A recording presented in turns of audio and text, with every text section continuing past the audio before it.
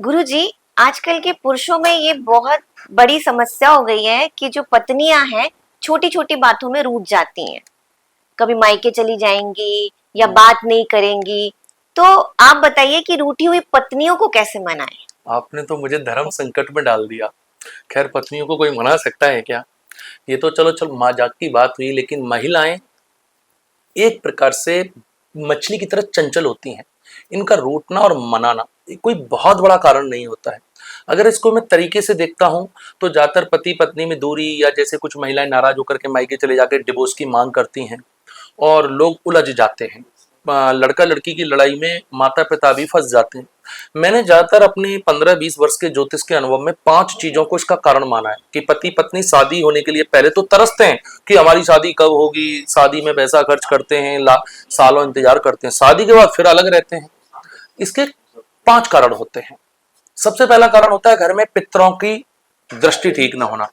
आप कितना भी भगवान की पूजा कर लीजिए, कितना भी दान पुण्य कर लीजिए, कितना भी व्रत कर लीजिए, अगर घर के पितरों की या घर का ऑरा बिगड़ा हुआ है तो पति पत्नी कभी भी प्रेम से नहीं रह पाएंगे।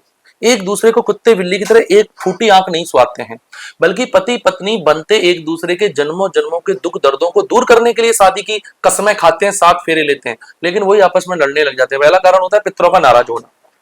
दूसरा कारण ज्यादातर जो मैंने पाया, कुंडलियों का सही मिलान ना होना। अगर कुंडली सही नहीं मिली हुई है तो भी पत्नी और पति में विचार पटरी पर नहीं मिलेंगे। तीसरा कारण होता है कुछ लोग ना शादी करने के लिए पहले तो 100 जगह मंदिरों में मत्था टेकेंगे, मेरी शादी हो जाए, माएँ भी टेकती हैं, बहू आ जाए, फिर उसके बाद युद्ध चालू कर देते हैं, कोई बहुत बड़ी मन्नत मांग के भूल जाना।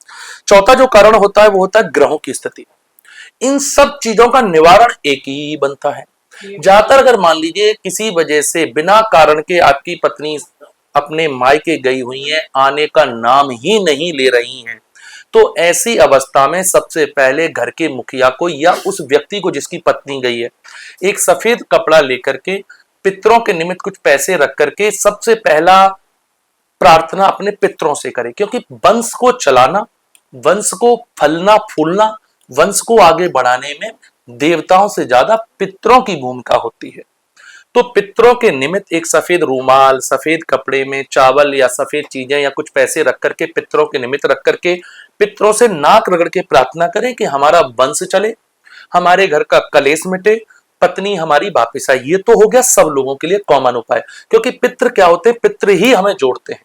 सिर्फ पति पत्नी एक पति पत्नी नहीं बनते हैं, जन्मों जन्मों नहीं, हजारों साल के लिए एक दूसरे के परिवार के रिश्ते जुड़ जाते हैं। पति पत्नी नहीं रहते हैं तो बच्चे रिश्ते चलाते हैं, वो बच्चे नहीं रहते, तीसरी पीढ़ी चलाती है। तो इसको जोड़ने में पितरों की बहुत बड़ी भूमिका होती है। ये उपाय सबके लिए है।